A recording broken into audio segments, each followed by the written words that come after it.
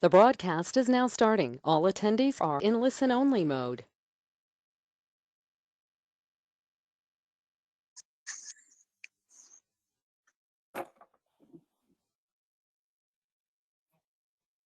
Raul, can you hear me? I can, Brooke. Hi. Okay. Hey, good.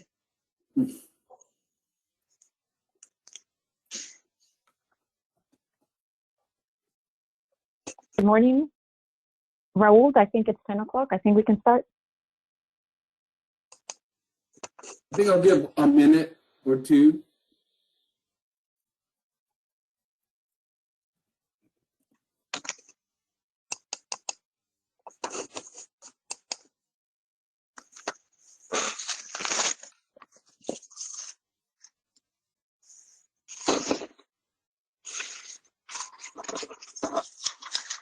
Jenny, can you tell how many people are on?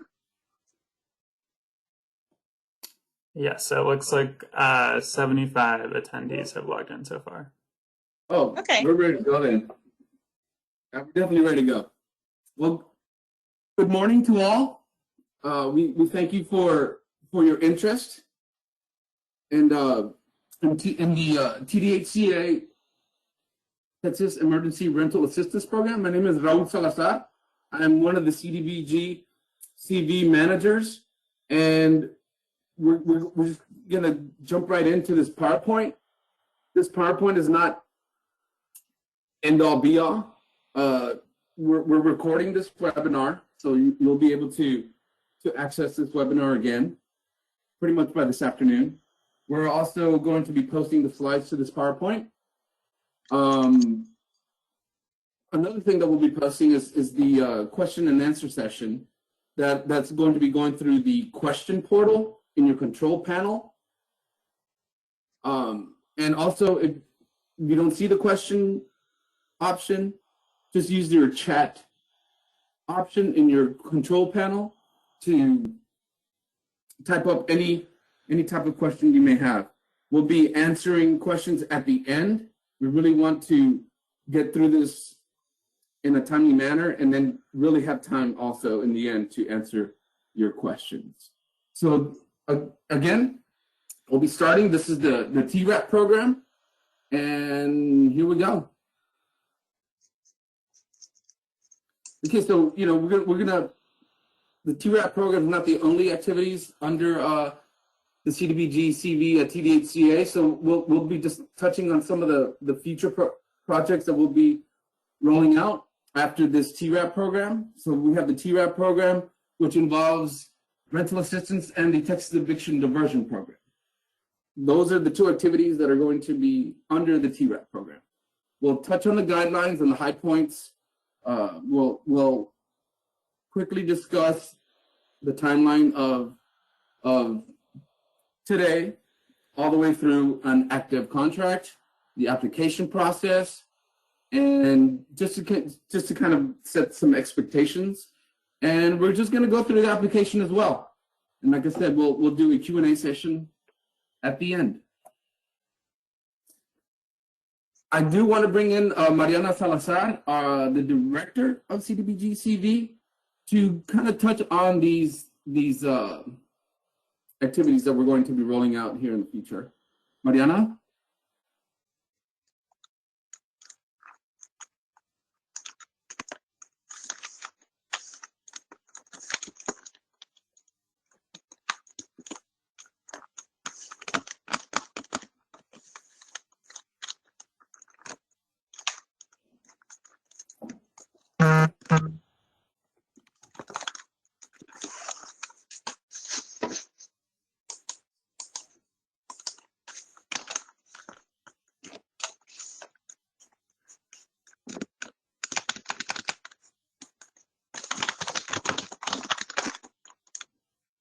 Mariana, I can't hear you. Can you hear me now? I can hear you now. Did you hear anything I said before? I did not hear anything. Okay, great. So good morning, everyone. My name is Mariana Salazar, and I am the CDBG Cares Director. I know this has been an incredible, tough year for all of us, So thank you for being here today and for all the work that you're doing administering public programs. Let me give you a brief overview of our CDBG funds, and then Raul will continue the presentation. As most of you are probably aware, the CDBG CARE Act funds are coming from HUD, and they're designed to help folks respond to and recover from the impact of COVID-19. The governor of the state of Texas designated TDHCA as the administrator of the state's allocation of this fund. In October, we went through a public comment period. We submitted a plan to HUD, and it's now been approved, and we're starting to implement a different program. This first program that you're applying to, it's the first one that we'll implement, and it's $40 million that we are making as a direct allocation to entitlement communities for rental assistance. As you can see on the slide that is in front of you, the bulk of our funds are going for rental assistance, $105 million. And so we're very excited. We know the need is incredible throughout the state, and so we'll be starting to work with you guys, the entitlement communities that already have rental assistance programs, and then we'll roll out through a competitive NOFA a process to distribute an additional $65 million, and that'll be for the small rural and metro areas, and for nonprofits and council of governments and public housing authorities who might want to help us distribute these funds at a regional level. We do have other activities. Just so you're aware, we are allocating $21 million for food bank expenses that have already been incurred to respond as a response for COVID-19. $5 million for providers of persons with disabilities, and we will be issuing also allocating $250,000 for legal services for persons with disabilities, and $500,000 for broadband planning. So that's just in a nutshell our allocation, and yeah, Raul can take it from here. Thank you, Raul, so much. Thank you, Mariana.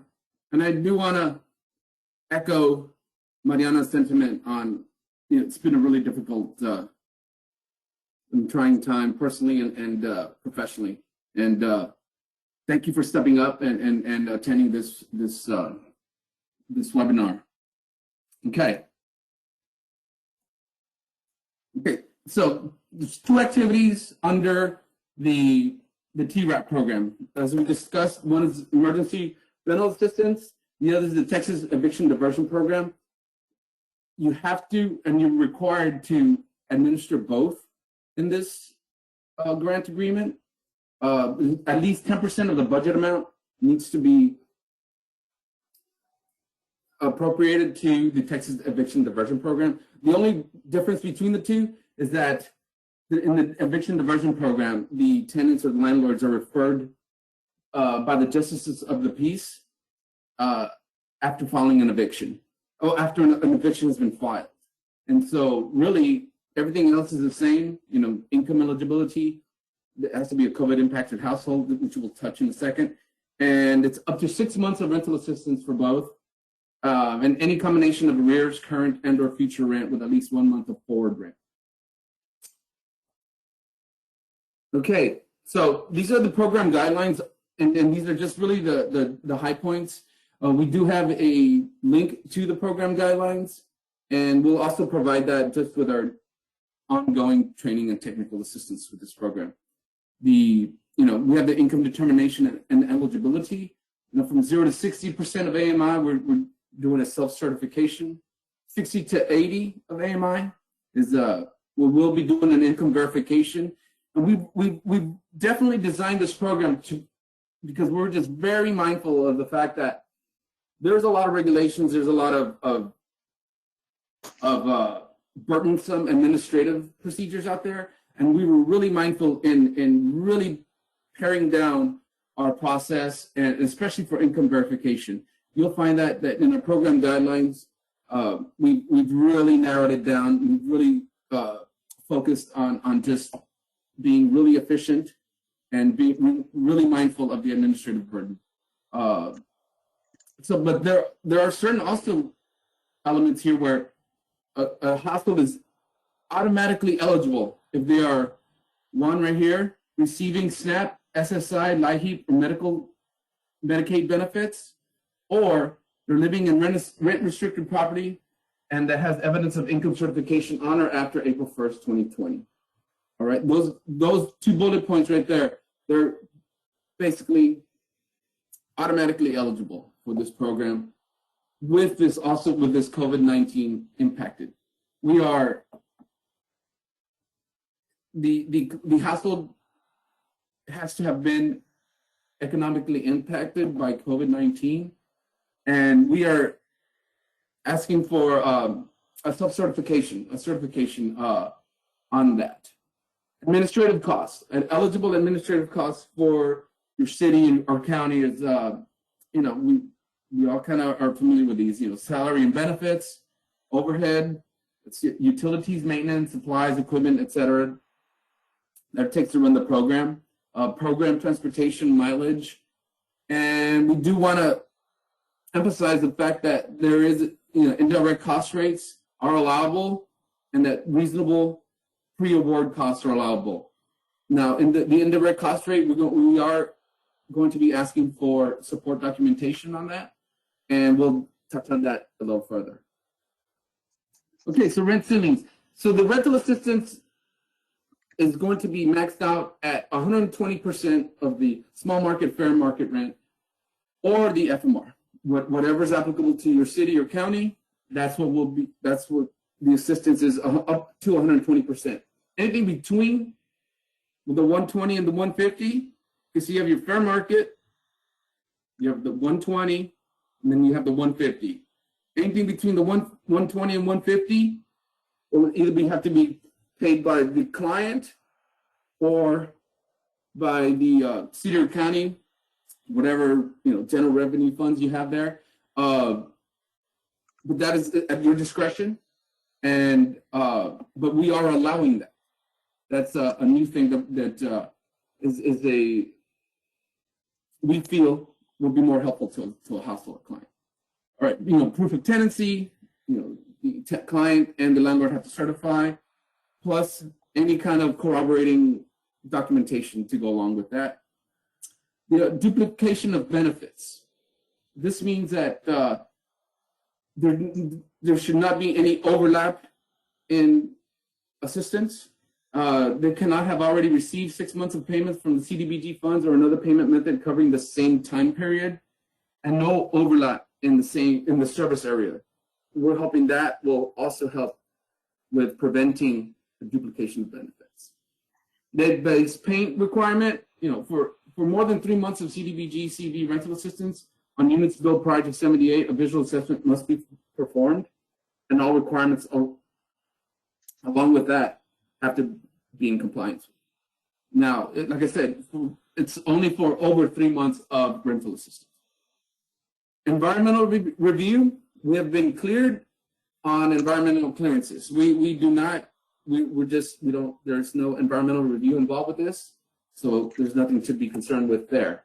Now, the timeline, we sent out applications November 23rd. We, of course, had the PPR form due prior to this application workshop, and we know that was a little weird, but we wanted to get the ball rolling.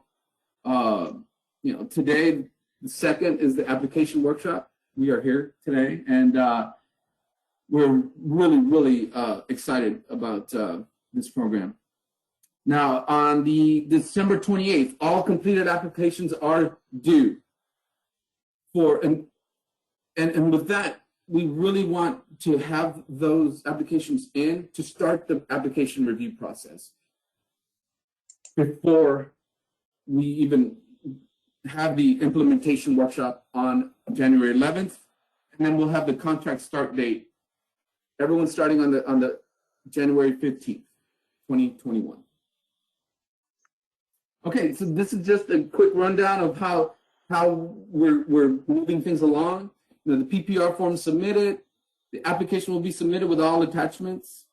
There'll be, both of these will be happening at the same time. There'll be application review, and then PPRs will be approved. If they're not approved, we'll go through some curing process for that.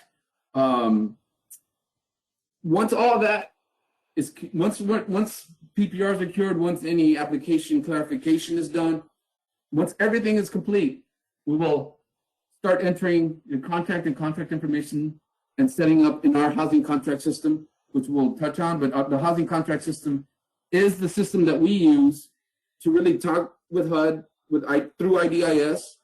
So the housing contract system is internal. It's a TDHCA internal system. And it's also the place where the county or city will be drawing their expenditure funds.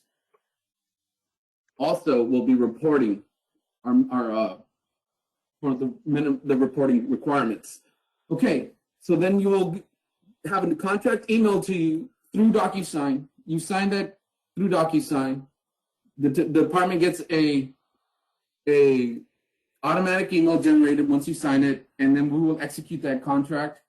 And then from that, after that, we will have an active contract with the housing contract system access granted as well. There will be opportunities in the future to sign up people to the housing contract system, but right now we're at the beginning. We're going to be allowing 4, but we'll touch on that. Okay, we have the application here. It's an online smart sheet form. It's a web-based application that dumps all the information that you enter, all those fields, into a spreadsheet for our use.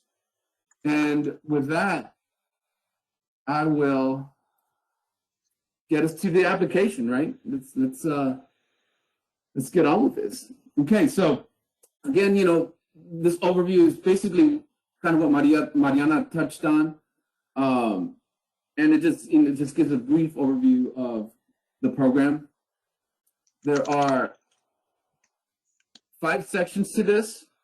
Okay, we're all very familiar with applications, so we're just kind of rolling through some of these easier ones. The applicant information, city, county, mailing, physical. We do need both. We need the DUNS number of the actual agency department, the specific agency department that is going to be administering this program, and the federal ID number as well. The federal ID, we will also cross-reference with the application for the Texas identification number that we'll touch on later. Staff contact information. We all know what this is, but this is for the application contact. This is who we want to call with regards to the application. If you see here on number 6, this is the type of housing contract system access. Okay, so we have data entry only, expenditure draw request only, data entry and expenditure draw request. Sometimes people do both. Approved data entry and expenditure draw request. Number 4 cannot be 1, 2, or 3. Okay, the person approving cannot be the person who entered the data, or no access required. Okay, we have the signature authority executor. For obvious reasons, we want their contact information, and if at all, the type of housing contract system access. Okay, we have the primary program contact. We'll have the second program contact, all with options for housing contract system access. Section C is the meat section of this. This is where you will, fill in the fields of. So I'm just going to get to it. Number 1, amount requested for 1-year contract. On this link right here are the max amounts allocated to the city or county. You can ask, for now, not ask for over that amount. We have an alternate 18-month contract amount, but it still cannot go over the entire amount. We encourage all cities and counties to apply for the full amount. There's an additional 3% request for admin. So automatically, your city or county is eligible for 10% of administrative costs. There is an additional 3% that can be requested, and you will briefly explain the reasons why, and it is at the department's sole discretion to approve that. Award service area, you're in entitlement, so you know what your service area is. You will touch on it. You will include the congressional district that are attached to your service area here. Working with sub-awardees, do you intend to award these funds to a sub-awardee? If yes, please provide a brief explanation here. Administration. So again, which county, which agency or department of the city or county is going to actually administer this program? We really want to know that because sometimes there is a specific identification number that goes along with that, and also a specific indirect cost rate, which is here 9. So if you are going to be using a indirect cost rate, you will select yes, and in the attachments below in section D, you will upload your indirect cost rate documentation. Service to delivery. All right, so this is, we're going to just, this is where you briefly describe the program that you're proposing. Intake process in 10A. 10B, you have the application review and processing. 10C, the determination of eligibility. D, ineligible, incomplete applications. What is your plan policy to work with those? Processing payments, how, so direct payments are not allowed, direct client payments are not allowed. So we just need a brief explanation of how you'll be processing payments, the completion of assistance and final reporting, oversight and compliance of this program, what your policies and procedures are going to be, and outreach and affirmative marketing. What type of outreach and affirmative marketing you're going to be doing to market this program. Priorities or preferences. These will, like I said, there's an example here of like, are you going, anything that affects the program with regards to geographic area, income levels, if you're going to want to go more strict, this is where you'll enter those and briefly describe those. And program variations, this is just kind of like how this program is going to be a little different than your regular program. There are some obvious ones, no need to mention the obvious ones that are attached to this program. D, attachments. This is where your direct deposit authorization form lives right here. You'll download that, fill it out, and you're going to upload the files here. The application for your TIN, Texas Identification Number. Number 3 is the Information Security and Privacy Agreement. You will be submitting this to Jeff Pender at this email address, not uploading it. If you accidentally end up uploading it, we may end up sending it to Jeff Pender, but we really would appreciate if you send that directly to him.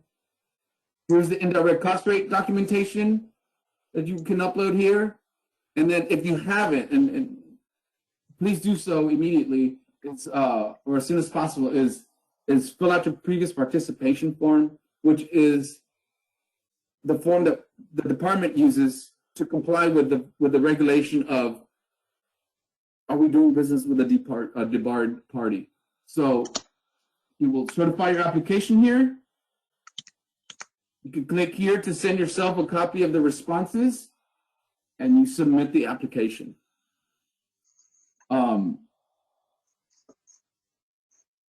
With that,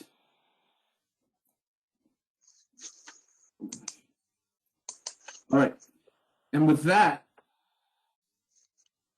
we invite questions. And we know that we are receiving questions at the moment.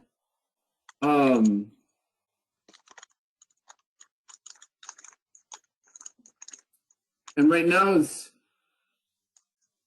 the time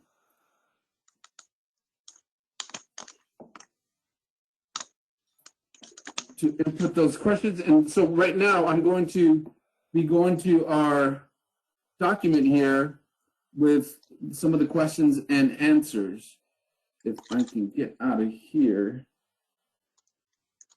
Hi, Raul. Thank you for that presentation. Just to let you Yes. know that don't go ahead and share that document. We're working on it. Okay. You should not share that out, but you should have access to it. So just to let people know, we've received tons of questions and we're kind of drafting them on the go. And we have a team behind. We have like 2 or 3 folks drafting. But you know, I'll go ahead and start while you start reading the questions, because you haven't had the benefit. I'll go ahead and start answering the first question. The first questions that have come in, I'll answer probably the first 3, and then you can take the other ones, and then we'll kind of take it from there. The first question was, is TDHCA, CDBG-CV different than a direct allocation from of CDBG-CV? Where can we find guidance on using CDBG-CV for rent arrears? So I wanted to explain this a little bit because it is and it isn't. It's the same. So I would say most of the things that you're held to, you will be held to with us. But there's a little bit difference in that. You know, we are the state, and as a state, we have the ability to develop our own guidelines, obviously always within the general parameters that are allowed by HUD. But there is something called maximum feasible deference that allows us as a state to develop our own guidelines. So for one example, it's income. In the income, as a HUD direct allocation, you probably have to follow Part 5, and I don't know if you have flexibility. But in our case, we have the flexibility as a state and say, you know, we're going to modify Part 5, 4350, and and you can see in our program guidelines that we streamline it so that we're only looking at 30 days back of checks and employment and so forth. And so that's one difference. So in terms of arrears, our program allows up to 5 months of arrears and 1 month of future rent. And, you know, we've heard HUD now a couple of times that they want to make sure that our system's not only, helping people with arrears, but that they're making them current and that they're allowing them to move forward. And so that's why we've developed it so that there's at least that 1 month of future rent. HUD has said that they're going to issue arrears guidance, and so when they do, we'll update our guidance as needed. So I'm going to go over one more question, and then I'm going to hand it over to you. Do you see the document yourself, Raul? Yes. Awesome. So I'll just do one more, and then you can take it from there. So does free or reduced lunch program count for third-party benefit? And the answer is no. We had looked at the state, at the different programs that would automatically make everyone under the 80% AMI.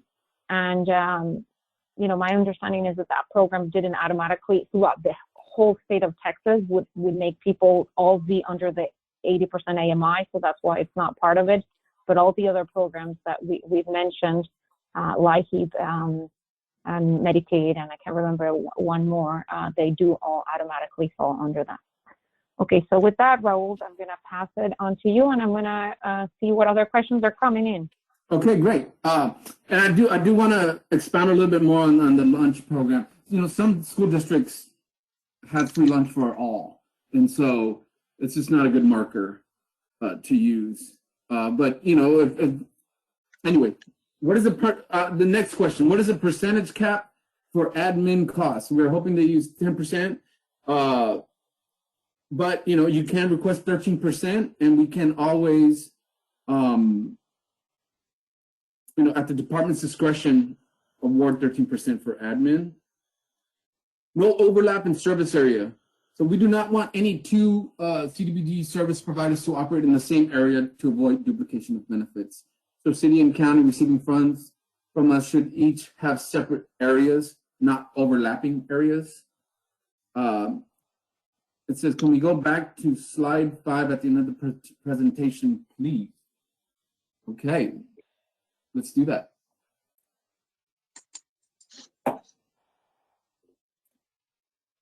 Okay, so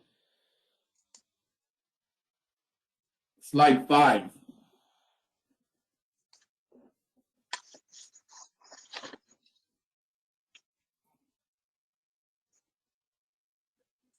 Is this doing, I'm going to go ahead and answer an associated slide 5 question that I have here.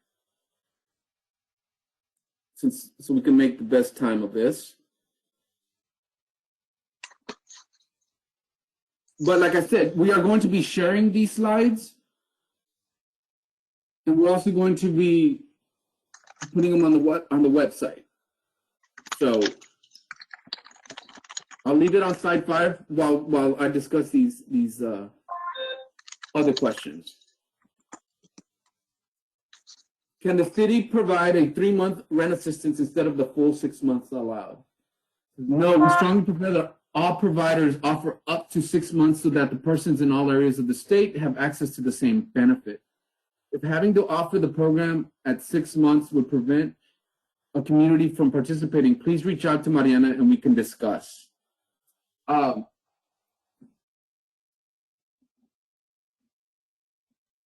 We can, yes, we'll further discuss the 3 month to 6 month, but we all know that 6 months will help a client and a household a lot more than 3 months. LBP requirements are 100 days of payment, not 3 months. Is CDHCA requiring LBP visual or lead-based paint if more than 3 months paid? You're right. LBP lead-based paint requirements are for emergency rental assistance provided for any period of time longer than 100 days. TDHCA is requiring lead-based paint visual if more than 100 days. Okay. Will we be working in IDIS or in TDHCA system? We'll be working in TDHCA's housing contract system. The department, will be working with IDIS.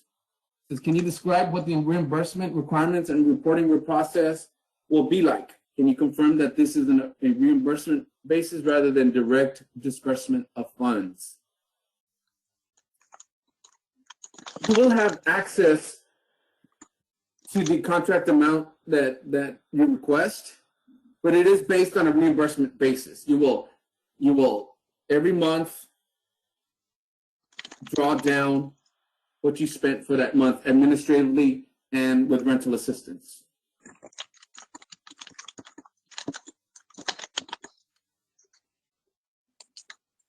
And so also, like again, with the reporting process, we will be using our internal housing contract system to report, and then in turn the department will use those numbers to report to in IDIS to HUD. Yes, the participation in the eviction diversion program is required.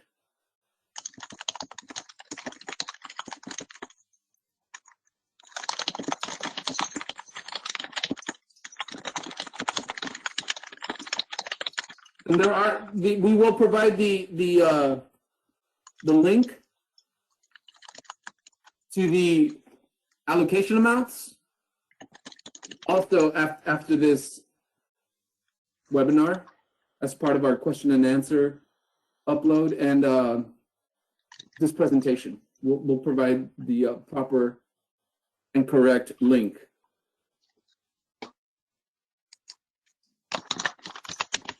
If we have an existing information security and privacy agreement on file with TDHCA, can we submit that one, or do we need to sign a new one? Just let us know that you already have one. We'll verify with Jeff Pender, and we'll do it that way. If you already have one, just let us know, and we'll make sure that there is one in place. and that you don't have to submit a new one. What if subawards are not identified yet? That is fine. However, the guidelines relating to subawards will still need to be satisfied once those subawards are identified. Okay, it says, question, I can't get the application to save to my local desktop after I filled in a couple of the fields. It just saves it blank. What am I missing? Well, our recommendation is to work on a separate document outside of the application. Write down all your if you feel like you're not going to be able to complete it in one sitting, start a Word document or some kind of document for your responses, and then just copy and paste them in. Do you have established templates for applications? Yes, I think you're asking about a client application. Yes, we do. We will be providing templates for most of the things that are required here. You know, for the COVID-19 impact form, we have a self-certification form, application forms that we will be sharing with you in the near future. So I believe that's what you mean by, do you have established templates for applications? And the answer is yes. How is duplication of benefits being handled? Right, so certifications from the landlord and the tenant and no overlapping of geographic coverage areas. So we're asking the landlord and the tenant to certify that there are no duplication of benefits for the same time period of assistance. Is the fair market rent waived or required under TERAP? As I explained in the presentation, we are using the fair market rents and the small market fair market rents limits. But like I said, we're paying 120%, up to 120%, and then between the 120 and the 150 is allowable, but we cannot pay the TDHCA cannot pay between 120 and 150. Either the client has to pay that or the city or county has to pay that.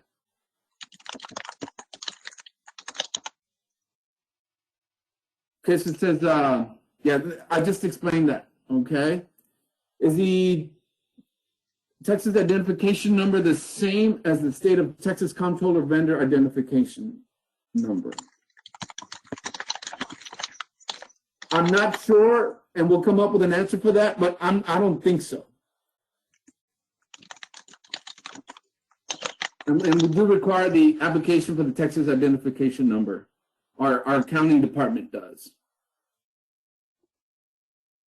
Question, do you need endorsement approval by the governing body in the form of a resolution? No, we do not require this, but your local bylaws may. Question, client applications, where will those come from? Yes, we do have templates for that. You can use a local template if you want, just as long as all the requirements are in there. If we are included, if we are included in the first round of funding and belong to the Texas Balance of State, will we be eligible to apply in the competitive round of funding for the $65 million? No, a community can only receive one award of CDBG-CV funds either through this non-competitive process or through the NOFA later. A community is not as short of an award under the NOFA as they are now. So the answer is no. Can we receive an extension on the question? Can we receive an extension on the previous participation form? We have a pending runoff election that will change the complexity of our elected officials, and we'll have final information until December 15th. In this case, yes, for sure. Yes. I mean, you could submit one now and then give us the newer one later as well. But if there is a change in the makeup, yes, we definitely need that one. Will there be any challenges combining these funds with other CDBG-CV funds that we have for direct rental assistance? Again, question, will there be any challenges combining these funds with other CDBG-CV funds that we have for direct rental assistance. You will need to ensure that total rental assistance under all sources of CDBG-CV, either through the state or through a direct allocation from HUD, do not exceed 6 months. All right. Question, are funds available immediately following contract execution? At the time of contract execution, you will be given setup logins to the department's contract system. Once set up, you will have access to those funds. Yes, you will have your balances set in the housing contract system for your access to those funds. Mortgage, okay, question. Mortgage also, can this also be used for mortgage assistance? No. This is only for rental assistance. Question, we will subaward to a nonprofit subrecipient. Are we required to undertake a competitive process for selecting a subrecipient, or can we simply select a subrecipient that is currently operating a rental assistance program? You can directly subaward. No competition is required. Question, will TDHCA review the applicant files and sign off on them prior to the city proceeding with rent assistance? Is there a contract with the applicant for rent assistance? No. The application review is required to be fully completed by the city or county. And no, a contract with the applicant is not required. However, the applicant and landlord are required to each submit a certification. Question, can you provide a better example of the 120% to 150% FMR? A better example. Okay. So, you have your rent. You have the person's rent. You have FMRs. That is what we compare the rent to the FMR. Okay? We allow 120% of the FMR. So if the rent falls under 120% of that FMR, you're eligible to pay that. If the rent falls over 120% of the FMR, all the way to 150, the client or the city or county can pay that difference. Anything over 100%, under 150% FMR is not allowed.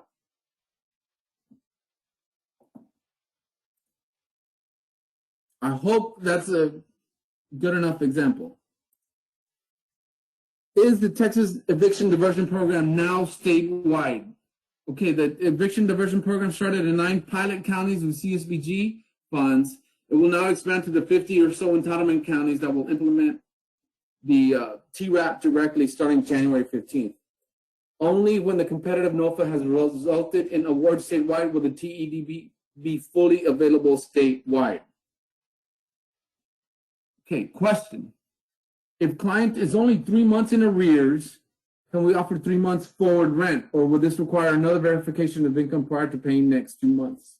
Yes, you can. You will not need to re-verify income. However, you will need to make each payment of forward rent as separate payments. Do you provide guidelines for how long landlords can apply? Okay, question. Do you provide guidelines for how long landlords can apply? Yes, there is a one-page document that explains the program and a landlord form and certification. Again, we will provide those forms for you, to you. Question, is the 10% set aside for eviction diversion to be earmarked within our allocation, or is that separate? It is within your allocation. Are there any templates or materials?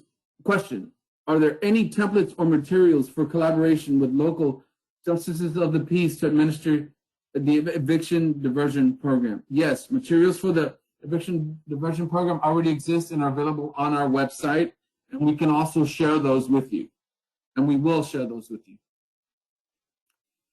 All right, so clarification on the lead-based program. According to the regulation, Subpart K only applies to 100 days after the initial payment of assistance. Wouldn't that mean we could help with 5 months of arrears and 1 month forward without needing to do a visual inspection? Or would TDHCA require a visual inspection for greater than 3 months, no matter the time period. It looks like it's something we may have to get back to you on. But you bring up a valid point on rental arrears.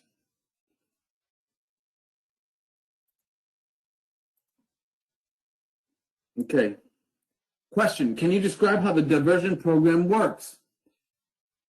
Okay, answer. As a landlord files for eviction with their local justice of the peace, the GOP is required to notify the landlord and tenant of the diversion program. The landlord and tenant then have the option to participate or not. Even if a tenant wants to participate, if the landlord does not want to, then the tenant cannot be assisted. Once an interested landlord and tenant are referred to the eviction diversion program provider, you, the city, they will fill out the forms and provide you with the materials. Once approved, the payment can be made to the landlord. Upon payment, the city will then send a release to the court showing that the landlord has been paid.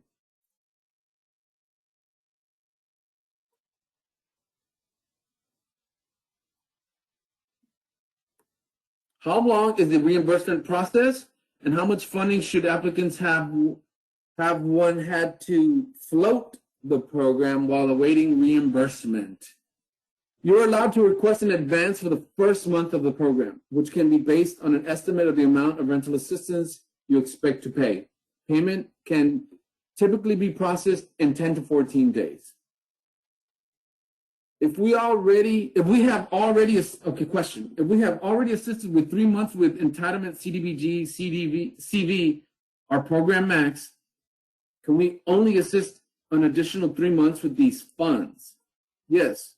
Total CDBG-CV assistance, regardless of how those funds are provided, cannot exceed 6 months. Question, are there required performance measures in terms of households assisted?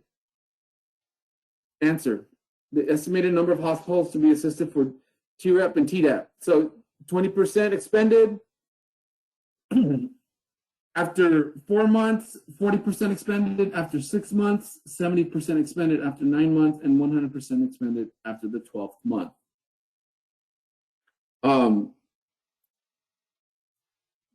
Question, are there word or character limits in the application fields?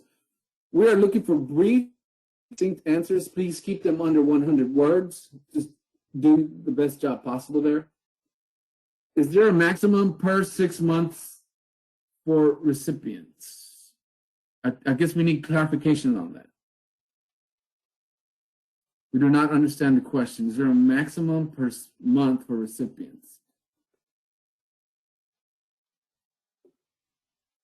Okay, next question. We'll get back to that. Do we have to use your forms, or can we use the forms we already have in place? You can use the forms you already have in place if they capture everything in our forms. Will you be providing the Q&A responses to the group? Yes, we will. Can the 10% admin pay for costs associated with adding the TDHCA application for TERAP program to the jurisdiction's application platform? Neighborly, or will TDHCA require an ink signature on all documents? There are pre-award costs allowed.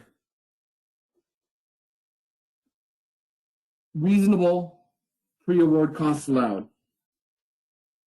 Question, will landlords who participate have to reduce or remove late fees or eviction costs? Can we assist if the landlord will not forgive late fees, but the tenant has found another way to pay the late fees? It is highly encouraged to work out something with the landlord where they waive the late fees to get those arrears paid.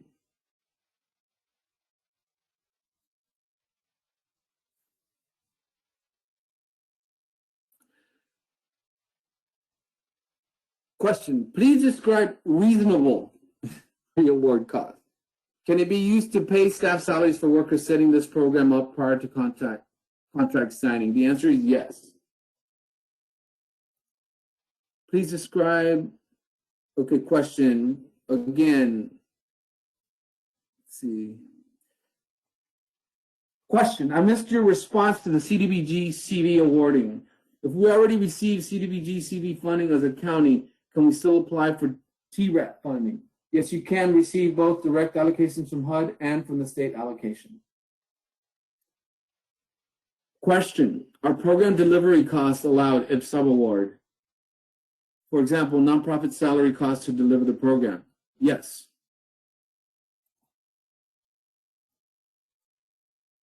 The city and county will have to have oversight over that, but yes. Is the FMR stated on the TDHCA allocation list the actual FMR, or is it the 120%? Our documents reflect the 120% and 150% calculations, not the actual FMR. We're just wanting to compare payment to the limit, our program limit.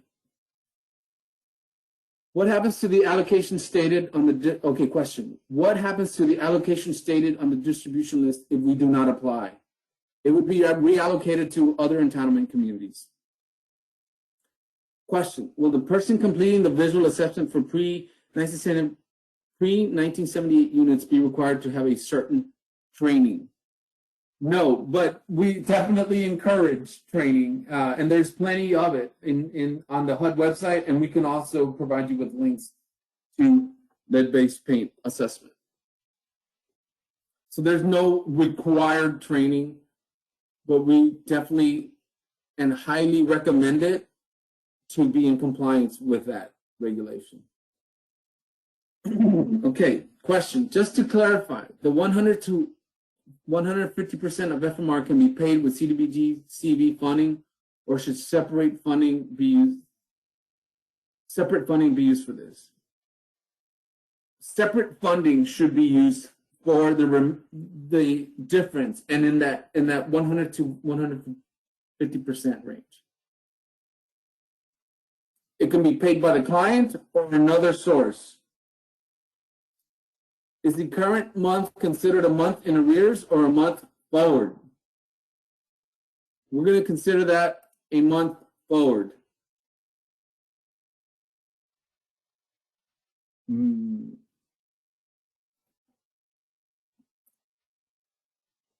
Or just the current month.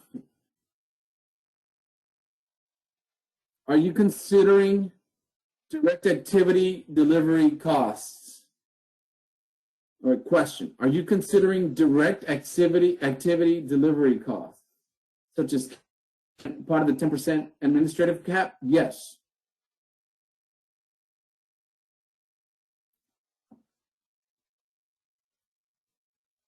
Delivery costs are all under admin.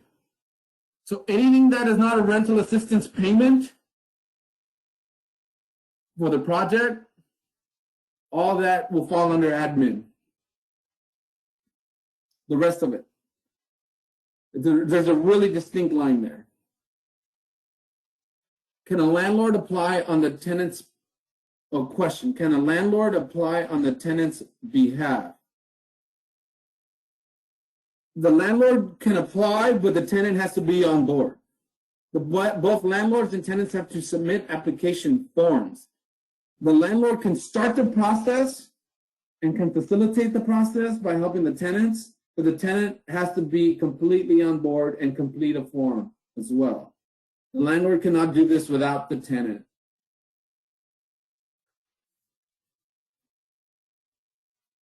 The program is voluntary. Okay, question. Can we pay other fees other than arrears or future rent? Example, late fees and other fees such as eviction fees, water, sewer, etc. No, CDBG-CV cannot pay the late fees or eviction fees or utilities. Again, it's imperative to negotiate with the landlord that if they want to receive those arrears, they got to knock those late fees off.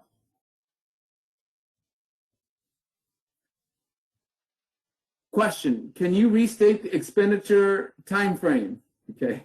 It will be in your contract and it is in program guidance. If the 10% required for the eviction diversion program is not expended towards the end of the year, will the grantee be allowed to allocate for general assistance? It will either be reallocated to eviction diversion elsewhere in the state or be allowed to be used for general rental assistance at the department's discretion. Question: what if we assisted someone with 3 months CDBG-CV prior to this program, and they are now outside of the 6 consecutive months period? Can we still help with 3 months under this program for that same person? Yes, but 3 months only. Question: can we supplement this funding with other CDBG-CV funding, or should we keep programs separate? Really, the most basic way to explain this is we cannot exceed 6 months with CDBG-CV funds. If you mean supplement for other uses, that is up to the city's discretion or county's discretion. If you decide to pay more than that or different types of assistance. Question: can we be more restrictive than the state? Example, instead of providing 6 months of rent to only 3 months. Another example is not assisting rental units that are pre-78 to avoid the LBP requirements. We highly recommend that a full 6 months a full 6 months of rent is the assistance, because we know that those 6 months will be just way more helpful than the 3 months. We can also talk about this. Please reach out to us if that's what you plan on doing.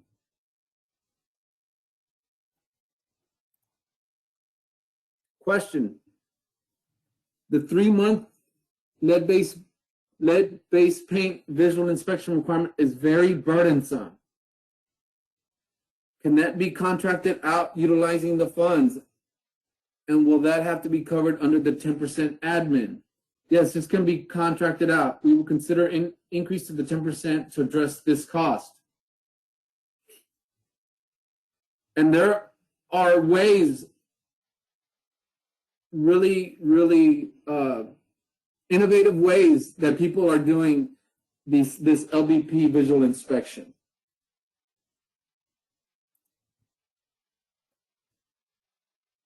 We will have, it's definitely looking like we're definitely going to have a little bit more clarification on the 3 months rent and the lead-based paint visual assessment.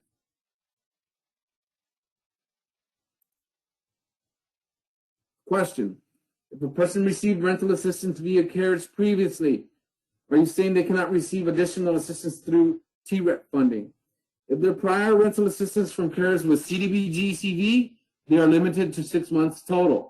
However, if the prior assistance was CRF, ESG, or some other source, and the CDBG-CV assistance now will be for different months, then yes, you can help them. Not for the same period. For the local eviction question, for the local eviction diversion program, a local agency is already running a pilot program. If there is more than one agency offering this assistance, will JPs offer referral to all agencies with funding? How will we know there is no duplication of benefits other than self-attestation by client and landlord? We are in the process of identifying how this needs to work in the communities in which a pilot is in operation. We will follow up with those communities. Question: can the subrecipient claim admin costs just as we, the awarded agency, would? Yes, but you cannot exceed the 13% for the whole contract. I think also you mean the subawardees. Yes, they will. It's the type of agreement that you will have with that subawardee. Okay. Again, question on FMR. Are you saying if the rent is above 120% of FMR, it can be covered up to 120%? And the answer is yes. But if it is between 120% and 150%, the tenant has to pay or use other funds? Yes, exactly. But anything over 150% FMR is not allowed. Question, can you use CDBG for 4 months and 6 months of CDBG-CV? Okay, we have to check with HUD on this, and we will definitely follow up with you. Okay?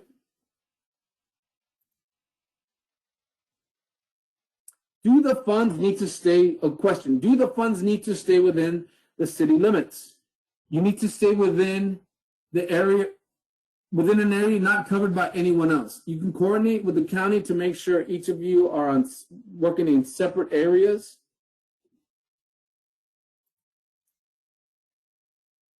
For households at 150% FMR needing 30% covered, can another agency, so let me just stop there. It has to be under 150%. Okay, but the question is, for households at 100, and I'm just going to answer the question, ask the question this way. For households under 150% FMR needing the 30% covered, can another agency in the area pay that 30%, or is that considered a duplication of benefits? Just as long as it's not CDBG-CV funds or any other funds that can conflict with this. If it's general revenue funds that were raised from a fundraiser or something like that, of course those funds can be used. That is not considered duplication of benefits. Question. Raul, thank you for the 120% FMR explanation. I'm still a little confused. If the rent is between 120 and 150% of the FMR, it's my understanding that the TDHCA funds can pay up to 120%. Correct. But would you need another source for the between 120 and 150%? Yes, another source is required. If the applicant is over 150% FMR, then they are not eligible at all. Yes, correct. So you really hone that down, and I'll keep explaining it if people keep asking about it. Question, if a tenant was assisted with home funds, can they now be assisted for 6 months with TERAP? Yes, as long as the assistant is not for the same period of months that we're assisted with home funds.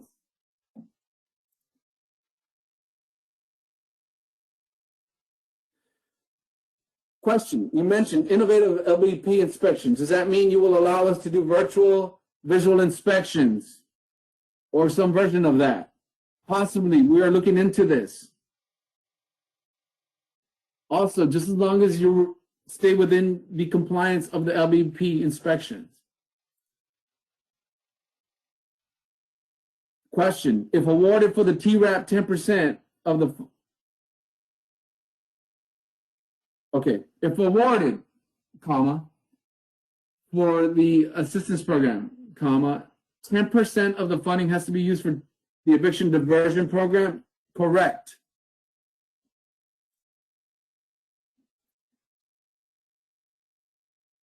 Question, what if the tenant has moved out of the unit that they owe rent on and are living stably with family, then receive assistance to prevent the eviction and or damage to their credit?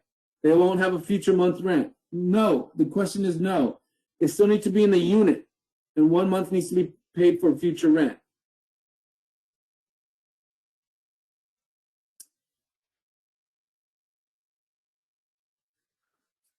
So somebody wants a real numbers explanation of the FMR, the limitations.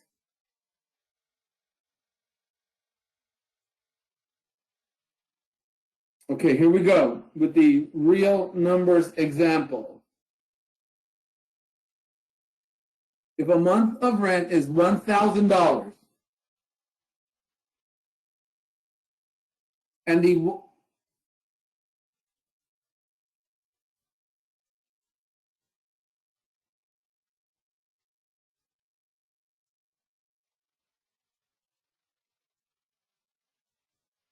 okay, so we have your FMR, right? Which is a stable thing. So say your FMR is $900, okay? This is the fair market rent limit, is $100, is $900. I have a client here whose rent is $1,000, okay? FMR limit, 900. The rent is 1,000. It falls. Oh, I'm sorry. The 120% is $900. Sorry. Start over. You have $900 that is 120% FMR. You have a client's rent that is 1,000, falls over the 120% of the FMR. It's 900. The limit at 120. This is 1,000. It fits between 120 and 150. The agency, the city or county, can pay that up to that 900 of 120% FMR, and that difference, that $100 difference, can be paid by the city or county with general revenue funds or any kind of other donations that are used. I really hope I explained that correctly with the real numbers. Okay, $900 is 120% of FMR. Client, $1,000 rent. There's a difference there of 100. That difference can be paid by the client or the city or county. We will provide a real numbers example.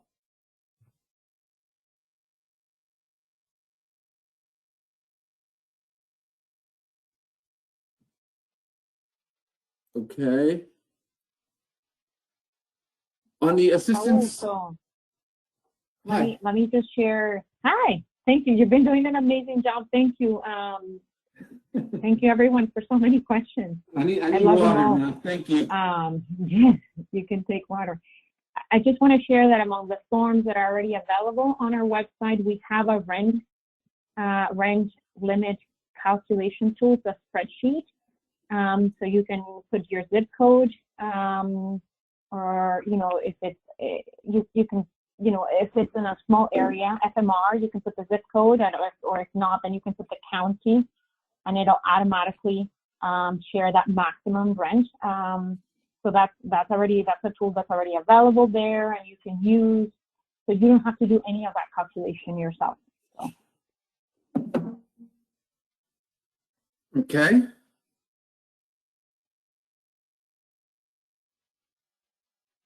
We're at 11:07.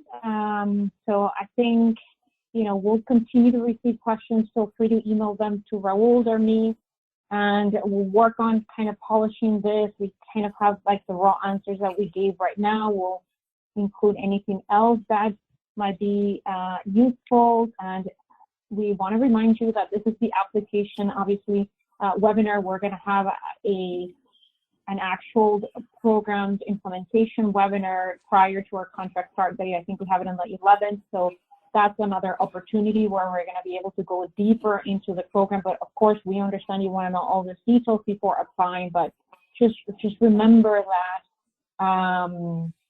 that again, we are focusing right now. If you guys are going for it, if you will be applying, we will work things out with you, and we'll have many more opportunities to delve into program stuff. I'm excited to share that yesterday we received our first applications already from 2 cities. I'm not going to say the cities, but I'm just so happy, and I think it speaks to the fact that once you sit down and you kind of gather all you need, it should go relatively forward. We're hoping it's a matter of a few hours and a few sittings, and not something so expensive that it's draining on your end. We've really tried very hard to make this very streamlined, and you have the forms, the online forms. I will be here. We know the holidays are here, but we are working very hard, and we know people really desperately need this help, so that's why we're fast-tracking everything, and we appreciate you. So with that, I think you can have your concluding remarks, Raul, and we'll kind of close it and take it from here. Look, we have 2 remaining questions. I'm going to answer those, and then I'll do my parting remarks. Okay, so if the question is, if an applicant received assistance in October, November, and December via the CARES Act, can they receive funding through this TERAP in February, March, and April? Yes, as long as it's not over 6 months. And then, yes, the client can pay the difference out of pocket in that 120 to 150% fair market rent range. That completes the question and answer session for now. We know that we have to provide more clarification. We thank you for your time and these really, really thoughtful questions. We do not take these questions lightly. We will give you further guidance in the very, very near future. And so you can count on us to be here with any kind of assistance you need, especially with the application and any more program questions that you have. Like I said, we are 100% here to respond to your needs to get this program rolling. I just want to thank you. I know it's really hard. It's trying times, the holidays, everything's crazy. I know this. We know this. We're very mindful of this, and that's also kind of why we really designed we think, a very, very streamlined program. Until the next time, we will, I just want to thank you, and goodbye. You have my email and down here, and you can also call me. Of course, email is really nice to be able to answer a question, to have a little bit of time to answer questions. So with that, I bid you farewell, and thank you very much.